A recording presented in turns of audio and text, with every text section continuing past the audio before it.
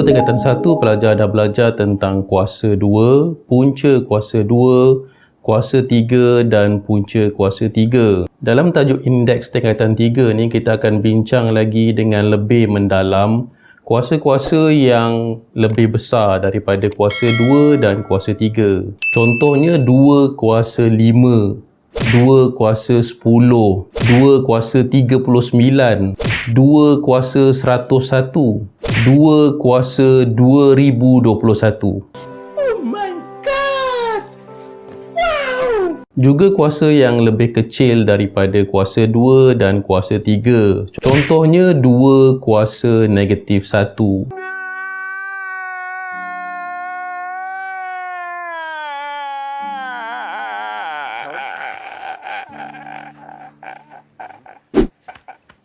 Dua kuasa negatif 10, 2 kuasa 1/3, 2 kuasa negatif 1/3, 2 kuasa negatif 2/100.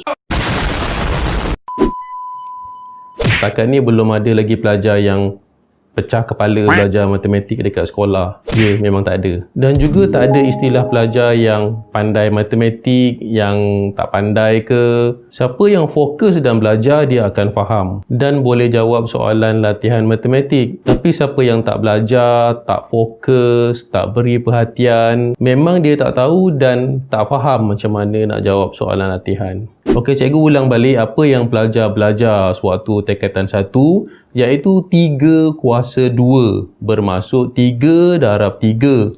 Dan kita boleh kira jawapannya 3 darab 3, 9. Manakala 3 kuasa 3 pula bermaksud 3 darab 3 darab 3 sebanyak 3 kali. Dan kita boleh kira jawapan dia 3 darab 3 darab 3 bersamaan dengan 27. Dan apabila kita lanjutkan lagi 3 kuasa 4, 3 kuasa 4 bermaksud 3 darab 3 darab 3 darab 3 sebanyak 4 kali. Dan kita boleh hitung jawapannya adalah 81. Jadi tulislah kuasa berapa pun, tetap kita boleh tulis ia dalam bentuk pendarapan berulang.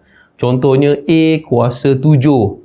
A darab A darab A darab A sebanyak 7 kali. Jadi kita boleh tulis secara umum A kuasa N yang bermaksud A darab A darab A darab A sebanyak N kali. Dan A kuasa N adalah nombor dalam bentuk indeks, di mana nombor yang besar A kita panggil sebagai asas dan N nombor yang kecil kita panggil sebagai indeks ataupun kuasa. Contoh 3 kuasa 5, 3 ialah asas dan 5 adalah indeks. Uji minda 1.1a, buku teks muka surat 3. Lengkapkan jadual di bawah dengan asas atau indeks bagi nombor atau sebutan algebra yang diberi. Okay, merujuk pada jadual, asas 5. Jadi pelajar boleh kenal pasti yang melibatkan asas 5 ialah 5 kuasa 3. Jadi nombor yang besar asas 5 dan nombor kuasanya adalah 3.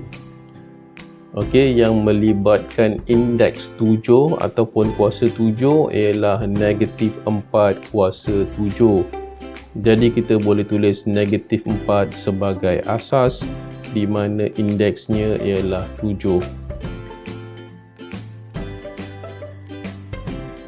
Uji minda 1.1a, buku teks muka surat 3.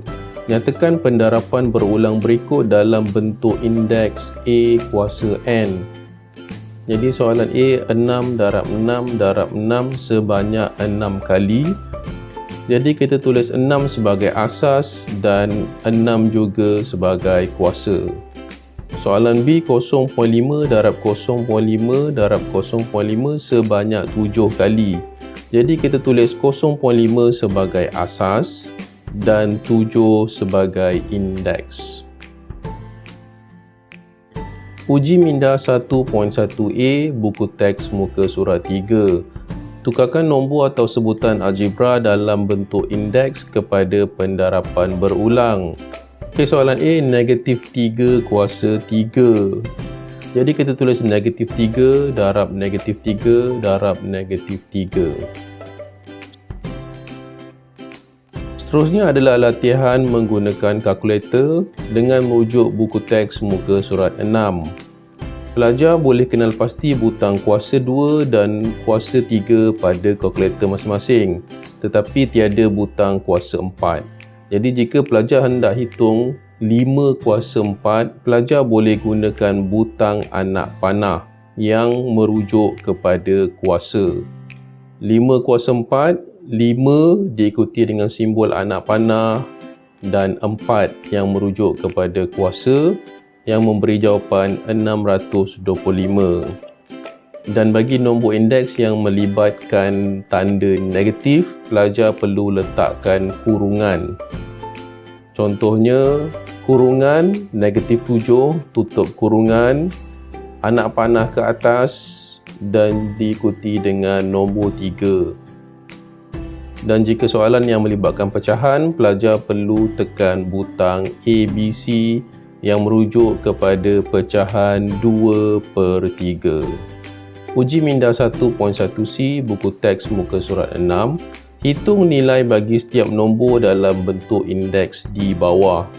Jadi berdasarkan panduan menggunakan kalkulator yang telah diberikan, pelajar dapatkan nilai bagi setiap soalan yang diberikan. Uji minda 1.1B buku teks muka surat 5. Untuk menyelesaikan latihan 1.1B, pelajar boleh rujuk kaedah pembahagian berulang dan kaedah pendarapan berulang di dalam buku teks.